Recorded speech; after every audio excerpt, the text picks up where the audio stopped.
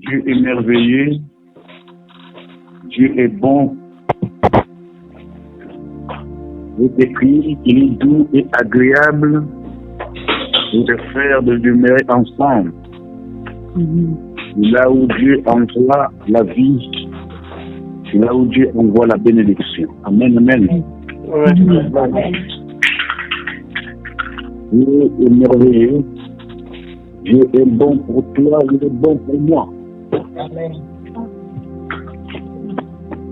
Nous étions toute la nuit comme des morts. Dans ces temps, nous qui ne dorment ni ne sommeil, il veille sur nos âmes. Il veille sur nous. Il nous a sécurisés. Il a combattu pour nous. Il nous a accordé la victoire. Il a renouvelé la vie, le souffle de vie. Sa grâce, ses bontés ne sont jamais épuisées. Il nous les renouvelle chaque matin. Il nous a compté parmi les vivants. Nous voici devant sa présence, à nos postes, pour nous présenter devant lui, pour passer un moment dans sa présence. Voilà pourquoi nous voulons acclamer d'abord l'Éternel de notre Dieu.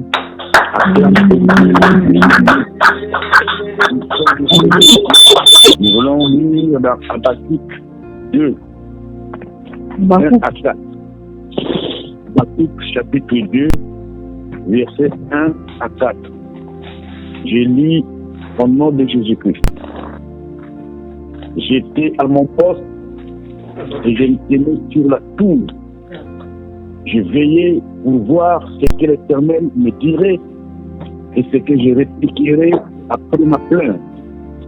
L'Éternel m'adressa la parole et il dit, écris la prophétie, grave-la sur les tables afin qu'on la lise couramment. Car c'est une prophétie dont le temps est déjà fixé. Elle marche vers son terme et elle ne mentira pas. Si elle tarde, attends-la, car elle s'accomplira certainement. Voici son âme est enflée et n'est pas droite en lui. Même le juste vivra par sa foi. Acclamons cette parole bien-aimée. Dieu soit loué. Nous sommes aujourd'hui comme les Habakkuk à nos postes et nous attendons la promesse de Dieu. Nous attendons que Dieu puisse exécuter ce qu'il nous a promis. Nous attendons la main puissante de Dieu sur nos vies. Nous attendons et nous croyons. Et nous croyons. Car ces paroles sont gravées sur nos tables. Les tables de nos cœurs sont imprimées dans nos cœurs. Et nous croyons que Dieu est fidèle. Dieu est fidèle. Le maître du sabbat est son nom. Le chef suprême de l'église est son nom. Il est fidèle. Quand il promet, il réalise. Il est esclave de sa propre parole. Il est notre Père. Nous sommes ses enfants. Il nous aime. Il nous a aimés les premiers. Il prend soin de nous jusqu'à la moindre détail. C'est lui qui soutient notre foi. C'est lui qui contrôle notre vie. Il contrôle notre santé. Il est bon, ce Dieu. Et la gloire, l'honneur lui reviennent à lui et à lui seul. Nous voulons encore élever sa seigneurie. Nous voulons encore élever son trône. Nous allons proclamer son règne. Proclamer son amour dans nos maisons. Proclamer son amour dans nos vies. Proclamons ses merveilles. Proclamons sa puissance. Proclamons sa gloire au milieu de nous. Élevons nos voix bien-aimés. Prions tous au nom de Jésus-Christ. Yahweh, dans tes Dieu, nous prenons la présence de ces dieux. Un Dieu fort et redoutable. Cette présence nous fait du bien. Nous fait vraiment du bien. Que sa présence nous envahisse. Que sa présence envahisse nos lieux de culte. Que sa présence manifeste encore au milieu de nous. Élevons nos voix bien-aimés. saluons sa présence, car il est écrit, là où 2 ou 3 sont venus à mon nom, je suis au milieu d'eux. Et nous voulons voir, prions au nom de Jésus. Nous voulons bénir ce Dieu pour la vie, pour sa grâce, pour ses bontés, pour sa force, pour ce beau temps qu'il nous a accordé aujourd'hui. Et dire merci pour la paix, merci pour la joie, merci, merci. Élevons nos voix, remercions de Dieu, prions au nom de Jésus. Nous voulons lui recommander ce culte. Nous voulons lui recommander chaque étape de ce culte. Que l'Éternel soit au centre de cette réunion de prière, et qu'il conduise toutes les choses du début à la fin. Qu'il contrôle notre ligne de prière, la conférence. Qu'il contrôle nos esprits, nos âmes et nos corps. Qu'il contrôle nos pensées. Qu'il règne dans nos maisons, dans nos vies. Qu'il conduise toutes les choses par sa main puissante. Élevons nos voix, prions au nom de Jésus. Angomba na Golgotha makina ntalo etangaki. Nangomba na Golgotha, il nous a racheté par le prix de son sang. Alors, il a tout accompli à la croix de Golgotha, sur le mont Golgotha.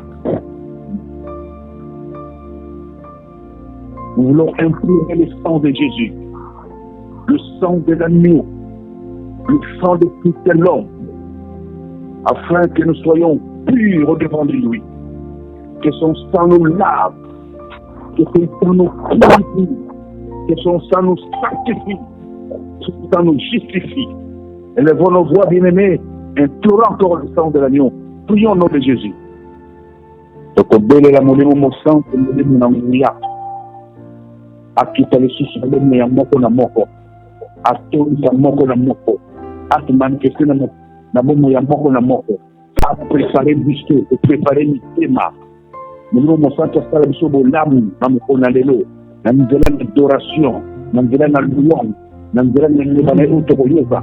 Que le Saint-Esprit se manifeste. Élevons encore nos voix, prions au nom de Jésus-Christ. Yéme totila kamutema, yéme. Comme on a dit, camarade de l'Éternel des armées. Nous faisons ma pinda ye oyazo atasimate. Amen. Comme on a yé mon bondi, comme on a yé mon longi. Amen. Mais tout le monde était abunda apela. Comme on a yé le tout puissant Gamboyo. Yele akila lola, akila mabele. Amen. Akila zamba, akila mai. Amen. Akila mbisi, akila banyama. Akila banzete, akila moto. Nyose kila mana ye. Akila yango kaka na liloba. Kaka na liloba. Nani oka yuko sala, ulu nzambi na biso asala. Moto te. Azali nzambi na banzambi. Amen. Akila katibakila yete. To bete nzambo yo milolo.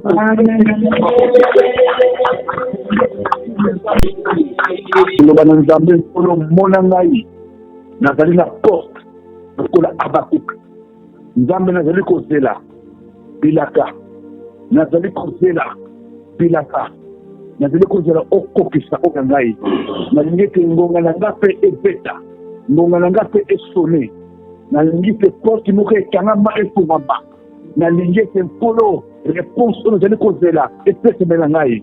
Nalingi te solution wana eza vivre wana bongo na ngai.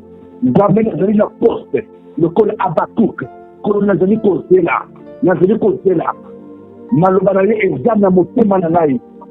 Ezali inscrit sur la table de mon cœur ta promesse que tu m'as donnée, la promesse que j'ai lue dans ta parole. Elle est là, gravée sur mon cœur. Seigneur, j'attends l'accomplissement de cette parole. Je suis à mon poste. Mon regard tourné vers toi.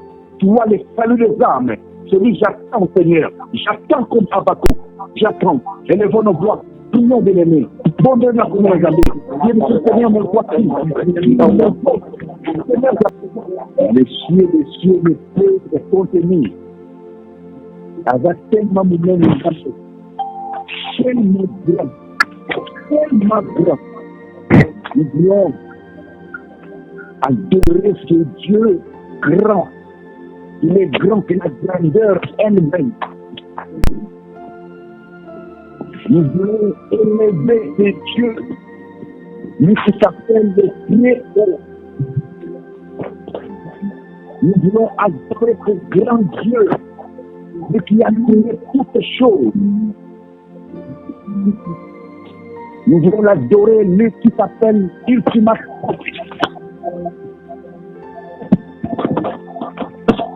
Il est notre force, il est notre appui, notre refuge, c'est lui. Il est notre bouclier, c'est Dieu. C'est lui qui nous soutient par sa droite triomphante. Il est merveilleux. Il est là pour se rayer. Amen. Il est au-dessus de tout. Il va précéder quelque part,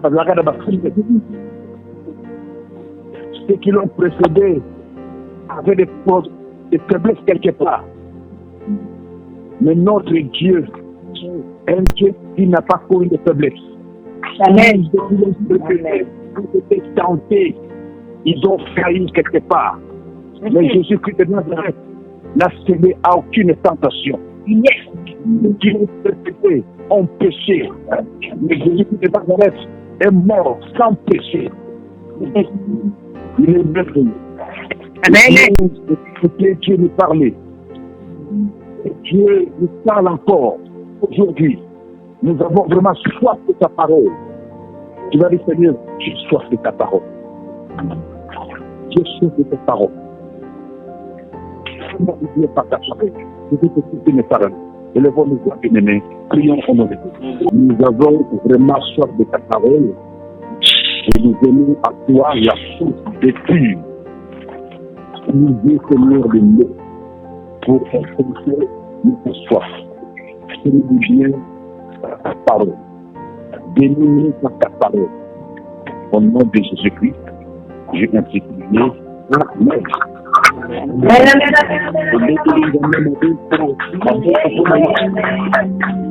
Shalom, peuple de Dieu. Que la grâce et la paix vous soient données de la part de Dieu notre Père. Au nom de Jésus-Christ. Je rends grâce à Dieu pour ce moment où nous allons encore partager sa parole. Amen. Que sa parole nous réconforte et nous fasse du bien ce matin. Amen. Bien-aimés dans le Seigneur, pendant que je priais Dieu pour qu'il m'inspire d'un thème à développer, j'ai fait un rêve où je me suis retrouvé à un endroit devant plein de gens. Et parmi ces gens, il y en avait qui pleuraient, d'autres murmuraient. J'ai vu des gens fatigués, frustrés. Et dans le rêve, je leur disais, ne pleurez pas, ne vous frustrez pas, ne vous lamentez pas. Et quand je me suis réveillé, je me suis dit, si j'ai vu ça en rêve, c'est que même dans la communauté, il y a des gens qui pleurent, qui se lamentent, qui sont frustrés. Alors j'ai décidé de choisir un thème qui va rappeler au peuple de Dieu certains principes de Dieu. Alléluia. Amen. Nous allons lire rapidement 3 textes pour circonscrire notre thème. Ensuite, nous allons nous baser sur un autre texte. Genèse 45, 7 à 8. Romains 8, verset 28. Romains 8, 28. Philippiens 1, verset 12 et verset 19. Nous commençons par Genèse 45, 7 à 8. Dieu m'a envoyé devant vous pour vous faire subsister dans le pays et pour vous faire vivre par une grande délivrance. Verset 8. Ce n'est donc pas vous qui m'avez envoyé ici, mais c'est Dieu. Il m'a établi père de Pharaon, maître de toute sa maison et gouverneur de tout le pays d'Égypte. Amen. Amen. Allons dans Romains 8, verset 28. Nous savons du reste que toutes choses concourent au bien de ceux qui aiment Dieu et ceux qui sont appelés selon son dessein. Amen. Amen. Et enfin, Philippiens 1, verset 12. On lira le verset 19. Bien aimé, ici c'est Paul qui parle aux Philippiens alors qu'il se trouve en prison à Rome. Et à partir de la prison que Paul a écrit. Verset 12. Je veux que vous sachiez, frères, que ce qui m'est arrivé a plutôt contribué au progrès de l'Évangile. Verset 19. Car je sais que cela tournera à mon salut grâce à vos prières et à l'assistance de l'Esprit de Jésus-Christ. Amen. Amen. Le thème de notre partage de ce matin est tiré de Romains 8, verset 28. Et nous l'avons formulé comme suit. Toutes choses concourent à ton bien pour que tu entres dans ta destinée. Mais bien, avant d'entrer dans le développement de notre thème, je voudrais préciser deux choses. La première, dans Romains 8, 28, dans la première partie du verset, il est écrit « Toutes choses concourent au bien de ceux qui aiment Dieu ». Bien aimé dans le Seigneur, le verset s'adresse à ceux qui aiment Dieu. Amen. Donc, tous ceux qui n'aiment pas Dieu, qui ne connaissent pas Dieu, sont exclus. Le verset ne les concerne pas. Mais je rends grâce à Dieu, car je suis persuadé que ce matin, j'ai affaire à des fidèles serviteurs qui aiment Dieu. Le verset vous concerne donc. Deuxième chose que je voulais préciser, c'est dans la deuxième partie du verset de Romains 8, 28, de ceux qui sont appelés selon son dessein. Toutes choses concourent au bien de ceux qui sont appelés selon son dessein. Selon son dessein, selon son plan, selon le plan de Dieu. Bien aimé, ceci est très important à savoir. Tu n'es pas né au hasard. Tu n'es pas le fruit d'un hasard ici sur terre. Tu es appelé selon son plan. Même si tu es né dans des conditions difficiles, même si tu es le produit d'un viol, même si tes parents ne t'ont pas désiré, tu es le fruit d'un accident. Ils ont même cherché à t'éliminer par l'avortement. Aujourd'hui, tu vis, tu existes par la seule volonté de Dieu. Parce qu'il a un plan pour toi.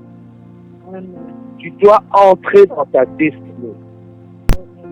Tu es né pour un but. Tu es né pour accomplir une mission sur cette terre. Tu es né pour être une solution pour ta génération.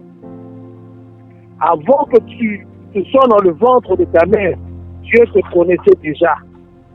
Et la Bible ajoute, ceux qu'il a connus, c'est-à-dire Dieu, ceux qu'il a connus d'avance, il les a aussi prédestinés.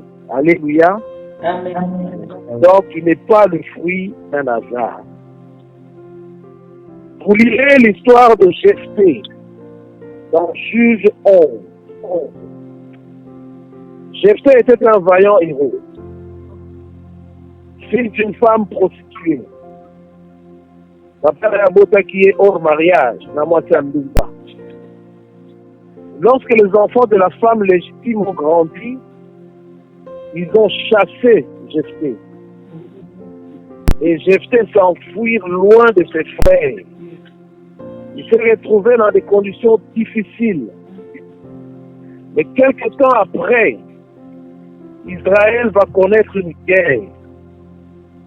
Et comme Jephthé était un vaillant héros, ses mêmes frères,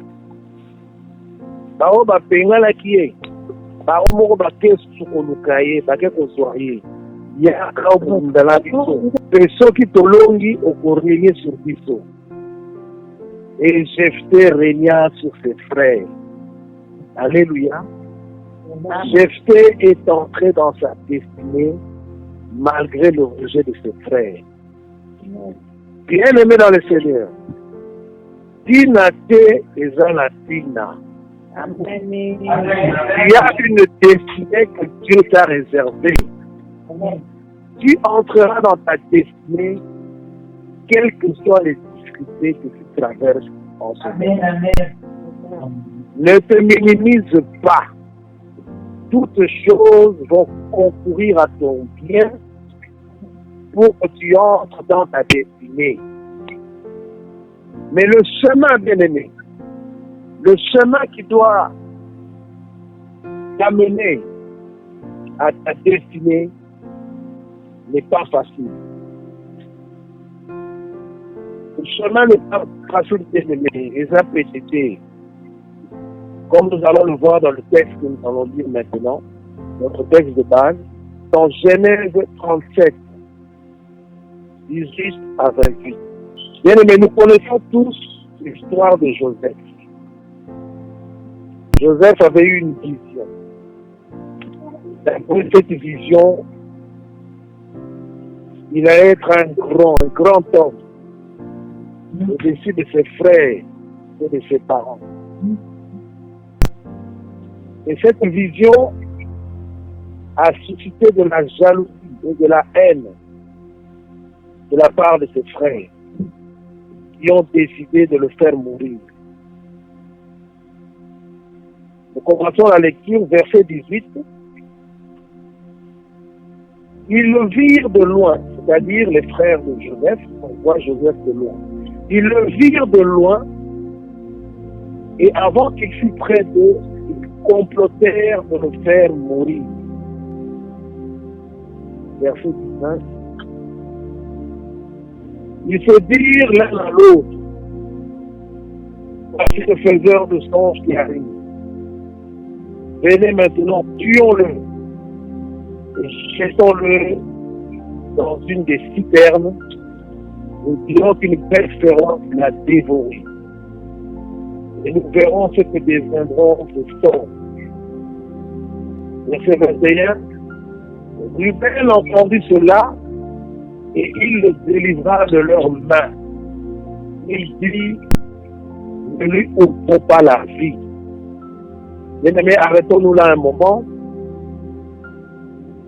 Si l'on forme des complots, Dieu dit, si l'on forme des complots, cela ne viendra pas de moi.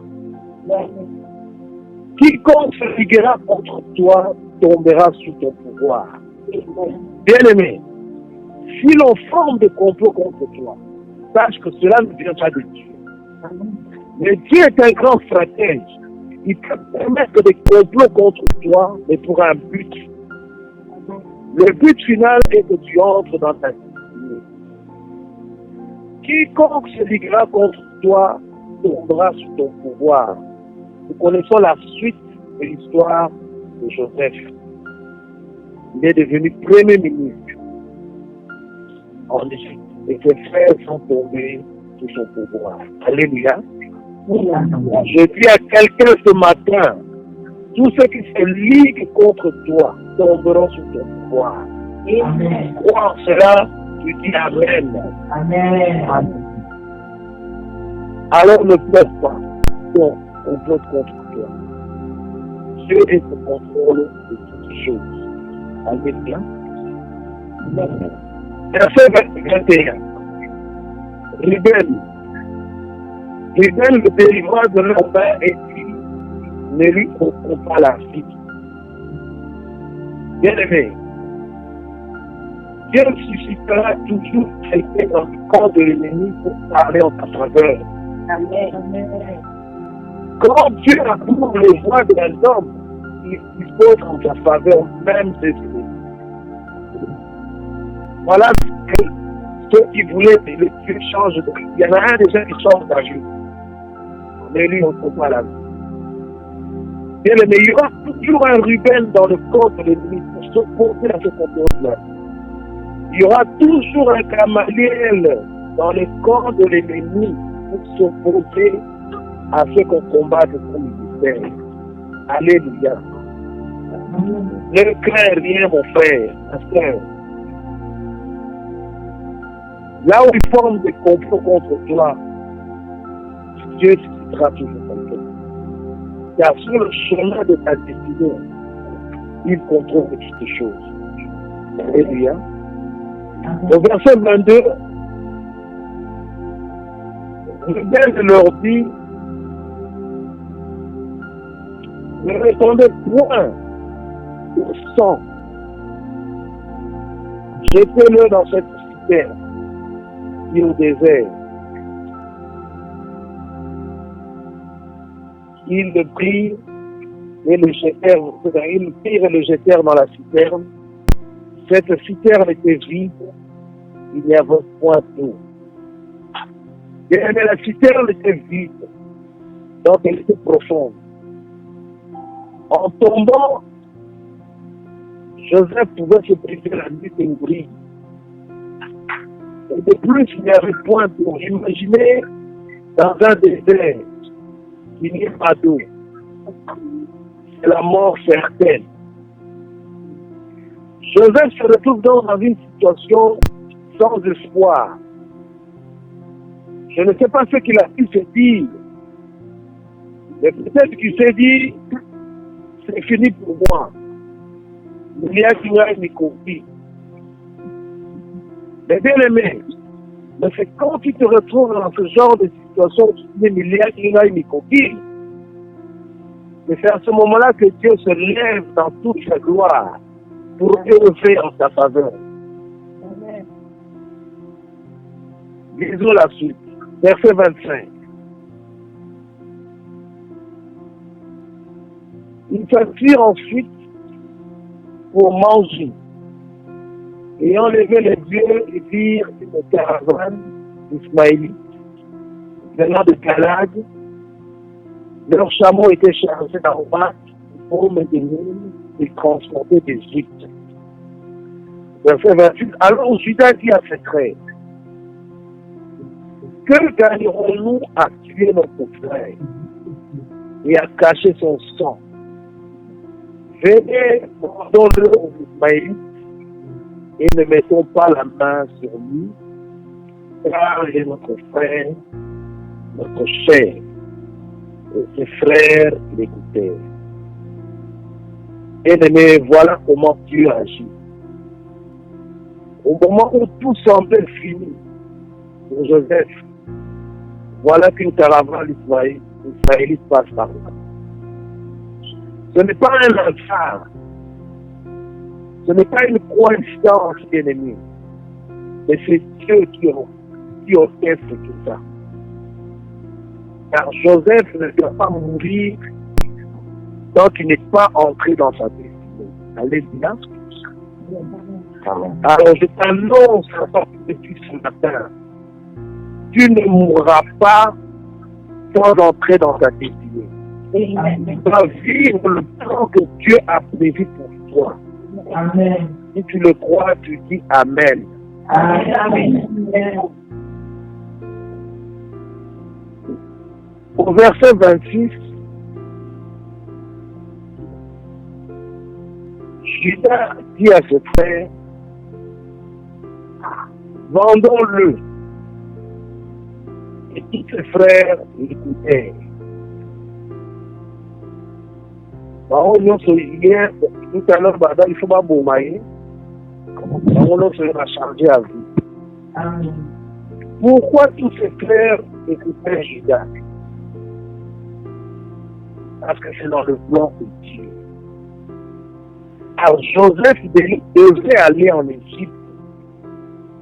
Et c'est là-bas qu'il allait entrer dans sa destinée. Alléluia. Amen. Mais parfois, les Judas sont nécessaires dans nos vies.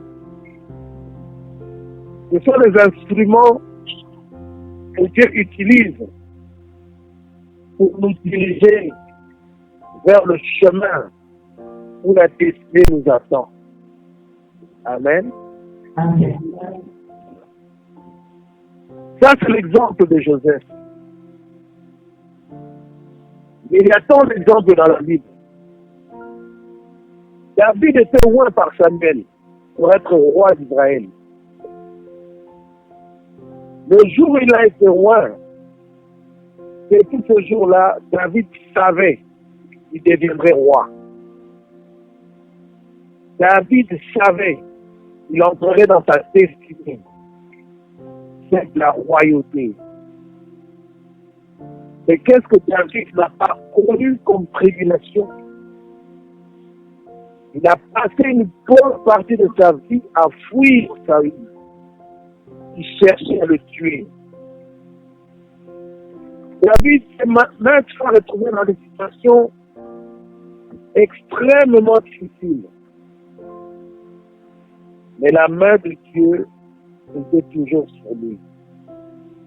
Parce qu'il avait un rendez-vous avec sa destinée. Alléluia. Amen. Amen. Un jour, David, vous lirez ça dans 1 Samuel 23. Un jour, David s'est retrouvé encerclé par les hommes de Saül. Plus d'espoir. Et juste au moment où Saül et ses gens voulaient s'emparer de David, un messager apparaît pour dire à Saül: hâte-toi de venir, car les Philistins ont fait invasion dans le pays. Et à l'instant même, Saül décide de poursuivre David. Est-ce un hasard? Est-ce une coïncidence? Non, bien aimé, ce n'est pas un hasard, ce n'est pas une coïncidence. C'est la main de Dieu. Alléluia. Alors, qu'est-ce que nous pouvons retenir de ces quelques instants? Avant de répondre à cette question, j'aimerais vous raconter une histoire que j'ai vue quelque part. Probablement, vous la connaissez. Vous connaissez cette histoire. L'histoire très édifiante. Réalisée un peu ce que nous venons de voir. Il s'agit d'un roi qui veut faire marier sa fille. Alors on lance un communiqué dans tout le royaume. Celui qui veut devenir gendre du roi, il pose sa candidature. Il y a eu beaucoup de candidats venus. Et payé d'un candidat. On les a convoqués. On a mené dans la rivière.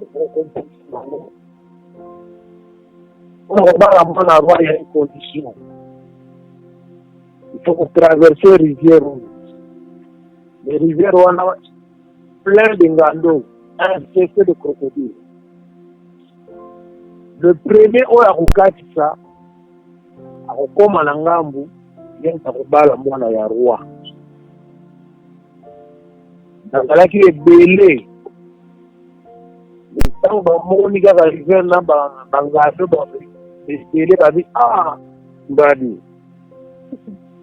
Awa, roi avala na mwana ye, c'est ok. Ouais, bakei. Quelques-uns, bakikalakiwa. Et parmi d'eux, pendant que nous avons comment on va faire pour traverser, tergiverser, mon corps a timi qui nous dit qu'il y a une maille. Il y a timi qui a une maille. Ah là, là, pour faire la fougue, à ce qu'on a fait, à ce qu'on a maille, à ce qu'on a mis sur la dos. Par grâce, à se retrouver de l'autre côté. Alors, comme de l'autre côté, on a remercié votre exemple. A comme ça, la voix qui la maille. Dans la voix qui la maille. Bien aimé dans le souvenir. Est-ce que l'important est d'aller le plus toi là, qui t'a jeté dans l'eau, ou l'important est d'aller que tu aies atteint l'objectif? L'important est qu'on a atteint l'objectif. Bien-aimé dans le Seigneur, c'est parfois comme ça le chemin de Dieu. Parfois, Dieu nous amène dans des conditions parfois difficiles où il met des ennemis à nos côtés, et c'est pour nous permettre d'atteindre l'objectif. Alléluia. Je te dis à toi qui me suis ce matin, tu vas atteindre ton objectif. Malgré ma calme, malgré mon obstacle, malgré ma souffrance, malgré ma difficulté, tu atteindras ton objectif. Amen. Alléluia. Amen. Qu'est-ce qu'on peut retenir de tout ceci? Premièrement, chacun de nous a une destinée que Dieu a préparée d'avance. Pour atteindre cette destinée, il faut passer par un chemin. C'est le chemin de Dieu. Mais nous aimons les bénédictions. Mais nous n'aimons pas le chemin qui mène à ces bénédictions. Nous aimons à la fois et les bénédictions et les chemins faciles. Tolingi kwanga, d'Ambonga kwanga. Les Français disent le beurre et l'argent du beurre. Mais ça ne fonctionne pas toujours comme ça avec Dieu. Ce chemin ne peut ne pas nous plaire. Ce chemin ne nous plaît pas, peut-être. Mais il plaît à Dieu. Dans Ésaïe 53, verset 10, il est écrit: il a plu à l'Éternel de le briser par la souffrance. Il a plu à l'Éternel de le briser par la souffrance. Jésus devait entrer dans sa destinée, celle de porter le nom au-dessus de tous les noms, celle d'être souverainement élevé au-dessus de tout nom. Mais voyez le parcours de Jésus. Rejeté, humilié, injurié, fouetté, couronne de pinches, crucifié. Mais il a plu à l'Éternel de le briser par la souffrance. Le peuple d'Israël, le peuple de Dieu, a fait un parcours de 40 ans. Alors il peut le faire en peu de temps. 40 ans pour entrer dans sa destinée. La terre promise. C'est le chemin de Dieu béni. Accepte ce chemin. C'est dans le plan de Dieu. Donc tu m'écoutes en ce moment, sache qu'un chrétien peut souffrir. Un chrétien peut connaître des difficultés. Un chrétien peut connaître des malheurs. La Bible dit, le malheur attend souvent le juste, l'Éternel en délivre toujours. L'Éternel peut utiliser le malheur aujourd'hui pour que tu vives le bonheur demain. L'Éternel peut utiliser le mal aujourd'hui, mais de ce mal naîtra le bien demain. Alléluia.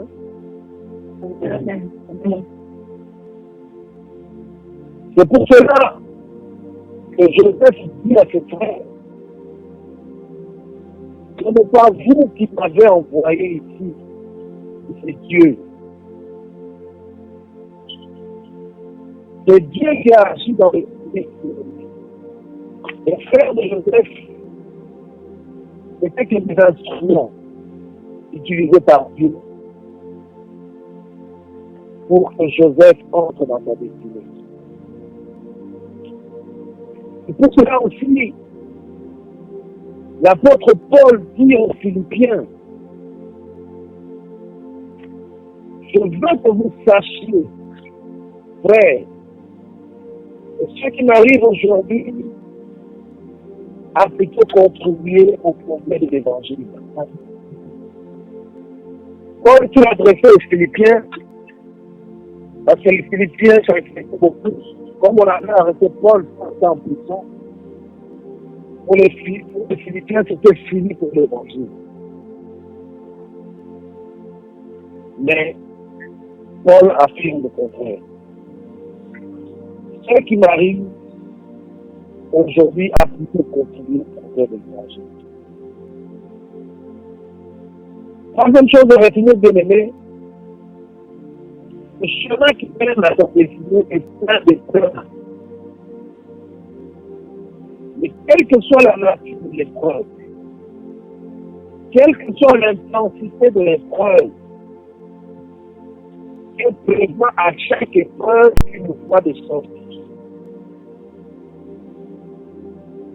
Joseph dans la citerne a prévu, et dans la citerne Dieu a prévu une voie de sortie. La caravane des Ismaélites est passée par là. David encerclé, Dieu a prévu une voie de sortie. Dieu a envoyé un messager pour stopper Saül. Autre chose à retenir, bien aimé, n'accusez pas les hommes, mais Dieu est fidèle. Il est écrit que toutes les bonnes que l'Éternel avait dites à la maison d'Israël, aucune ne resta sans effet. Toutes s'accomplissent. Toutes. De la même manière, Dieu accomplira toutes les promesses dans ta vie. Parce qu'il est fidèle, il est pour les millions de variations. Il reste constant dans ta vie. Alléluia. Amen. Cinquième chose à retenir, Dieu n'abandonne jamais ses enfants. Dans ton parcours, bien-aimé, tu peux avoir l'impression que Dieu est silencieux. Dieu ne parle plus. Dieu ne répond plus. Tu pries pour les autres, ça marche. Mais pour toi-même, zéro. C'est le silence de Dieu. J'aimerais, à propos de ce silence, lire Habakkuk 1. Peut-être qu'on n'aura pas assez de temps, je vais lire à votre temps. Quelle est la référence? Habakkuk 1, 2 à 4. Habakkuk 1, verset 2 à 4. Écoutez Habakkuk. Jusqu'à quand, ô Éternel, j'ai crié et tu ne m'écoutes pas. J'ai crié vers toi à la violence et tu ne t'écoutes pas. Pourquoi me fais-tu voir l'iniquité et contente de la justice? Pourquoi l'oppression et la violence sont-elles devant moi? Et avec la distance s'élève.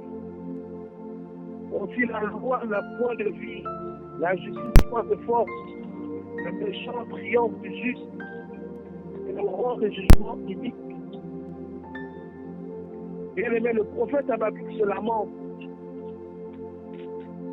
Il prie, mais Dieu ne répond pas. Il prie, le ciel ne bouge pas. Il a crié vers Dieu. Mais Dieu est resté silencieux. Il se pose alors la question. Jusqu'à quand cette situation va durer? Et il n'est pas le seul dans la Bible. David aussi, dans Psaume 13, David aussi a crié. Jusqu'à quand, Éternel, oublieras-tu sans cesse? Jusqu'à quand cacheras-tu ta face? Jusqu'à quand aurais-je d'esprit dans mon âme? Et chaque jour des chagrins dans mon cœur. Bien-aimé, c'est peut-être la question que tu te poses aujourd'hui. Jusqu'à quand cette situation va durer? Jusqu'à quand ce chômage? Jusqu'à quand cette difficulté d'argent? Jusqu'à quand cette maladie?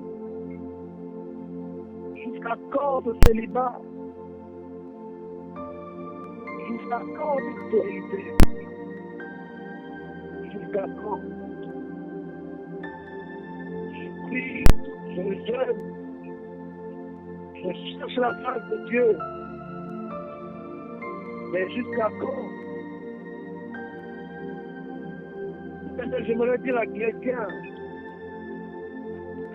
et même si Dieu est silencieux, mais il est au contrôle de tout. Même si Dieu est silencieux, il t'écoute, il nous écoute. Le silence de Dieu n'annule pas le plan qu'il a prévu pour toi. Le silence de Dieu ne t'empêchera pas d'accéder à ta destinée. Vous lirez la suite d'Habakkuk. Et le dernier pasteur qui a écouté Habakkuk au moment de la modération. Vous lirez la suite. Habakkuk a compris une chose. Que Dieu ne parle pas tout le temps. Dieu n'est pas obligé de parler en tout temps. Et le silence de Dieu ne te déstabilise pas, mon frère, ma soeur. Mais toi aussi, apprends à garder silence. Comme Moïse avait dit au peuple d'Israël. Gardez silence, l'Éternel vous entendra. Et bien aimé, garde silence, Dieu agira en son temps. Il n'est pas sourd. Dieu n'est pas sourd. On ne pas entendre son prière. La Bible dit, quand un malheureux crie, l'Éternel entend et il le sauve de toutes ses détresses. Amen. Amen. Ne te fais pas de soucis. Même si Dieu ne te répond pas, sache que arrête de te lamenter, arrête de pleurer, arrête de te décourager. Alléluia.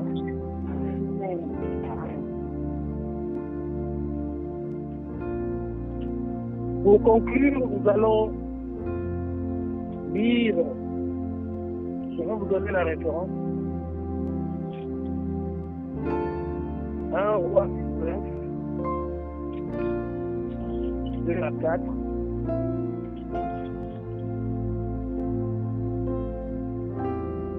Un Roi 9,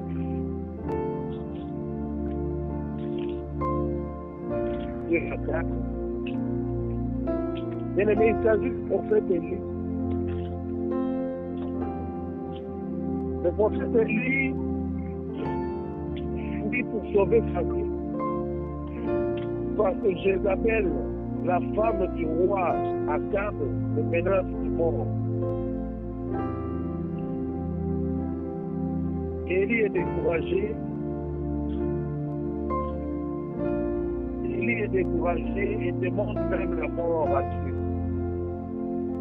Le bien-aimé, Élie a oublié que tout le long de son ministère, il a fait des exploits avec Dieu. Il avait parlé pour qu'il n'y ait pas de pluie en Israël. Et il n'est pas eu de pluie pendant 3 ans et 6 ans. Le prophète Élie a oublié. Il avait invoqué le feu. Et le feu de Dieu tomba et consuma l'Holocauste. Le prophète Élie a oublié. Il a prié pour la pluie revienne. Et la pluie est revenue en Israël. Et tant d'autres exploits, des signes et prodiges, tout le long de son ministère, il a tout. Il cède au découragement à cause de la menace d'une femme. Bien-aimé dans le Seigneur, ne cède pas au découragement. Persévère, fortifie-toi, continue à avancer avec Dieu, car il est toujours avec toi. Il est toujours avec toi, en dépit de toutes les épreuves que tu peux traverser, en dépit de toutes les difficultés qui peuvent s'abattre sur toi. Il est toujours là, avec toi. Pense aux exploits d'autrefois. Le Dieu qui a fait des exploits avec toi hier en fera encore aujourd'hui. Alléluia. Prends courage, garde ta foi. L'apôtre Paul a dit, j'ai combattu le bon combat, j'ai achevé la course, j'ai gardé la foi. Désormais, la couronne de justice m'est réservée. Amen. Combat le bon combat, garde ta foi, toutes choses concourent à ton bien. Et la couronne qui t'est réservée pour le moment, d'entrer dans ta destinée selon le dessein de Dieu. Amen. Amen. Amen. Que Dieu bénisse sa parole.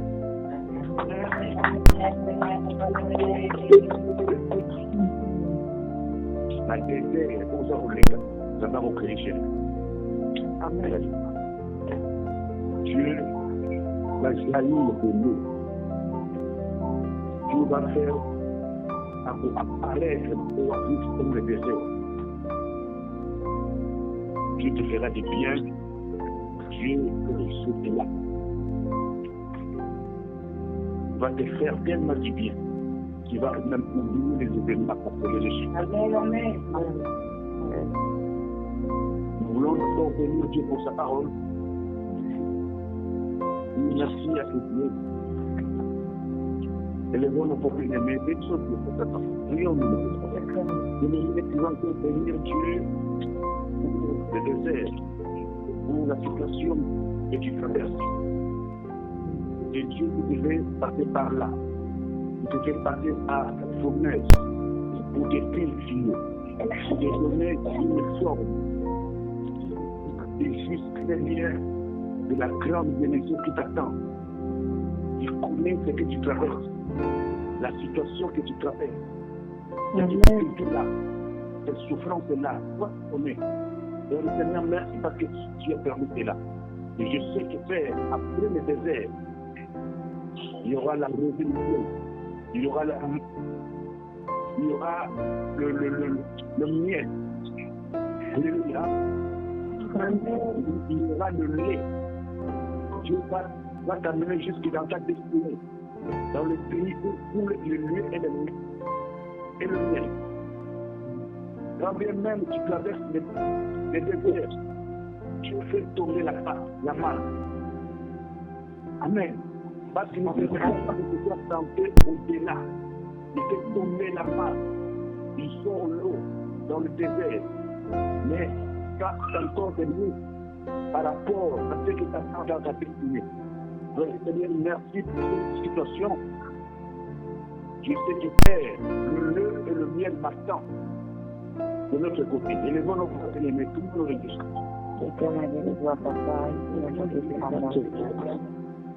Garde la foi en Dieu. Ne sois pas comme les Israélites dans le désert qui ont réclamé de retourner en Égypte. pour aller manger les concombres du pharaon. Ne sois pas comme eux. Parce que Dieu vous a tous tués dans le désert. Cause de l'être révélé. Accroche-toi à ce Dieu.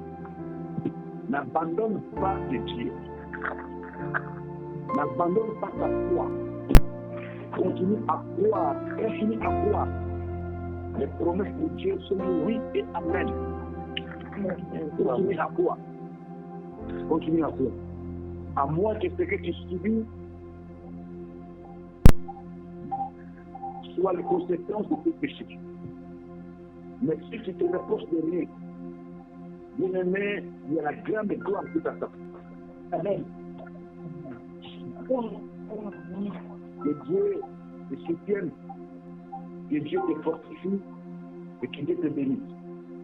Acclamons notre Dieu.